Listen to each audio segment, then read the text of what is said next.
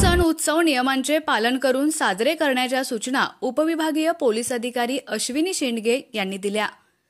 Dahiwadi police station हद्दीतील गणेशोत्सव, राजे उमाजी नाईक जयंती, ईद-ए मिलादचे आयोजन बैठकीच्या अनुषंगाने त्यांनी सर्वांना मार्गदर्शन केलं।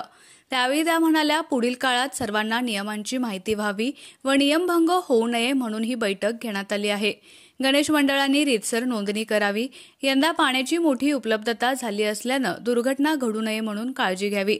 मानखटावमधील पोलीस पाटलांचं काम सर्वोत्कृष्ट आहे। गावे स्वयंभू होण्यासाठी सणाच्या माध्यमातून प्रयत्न व्हावेत। भक्तीच्या मार्गाने शक्ती निर्माण करावी। अटी शर्तींचे पालन करून उत्सव साजरे करावेत। डीजेचा वापर टाळून पारंपरिक वाद्यांचा वापर करावा। इतर खर्च टाळून सुरक्षिततेसाठी सीसीटीव्ही बसवावेत। या काळात जास्तीत जास्त सामाजिक उपक्रम राबवावेत। महाप्रसादातून विषबाधा होऊ नये याची खबरदारी घ्यावी। लेझर लाईटच्या वापरावर बंदी घालण्यात आली आहे। जातीय सलोखा राखून त्यामध्ये कुठलाही तेढ निर्माण होऊ नये याची काळजी घ्यावी। दहिवडीचे सहाय्यक पोलीस निरीक्षक अक्षय सोनवणे म्हणाले की आदर्श गणेशोत्सव साजरा करण्यासाठी सर्वांनी एकत्र येऊन प्रयत्न करावेत।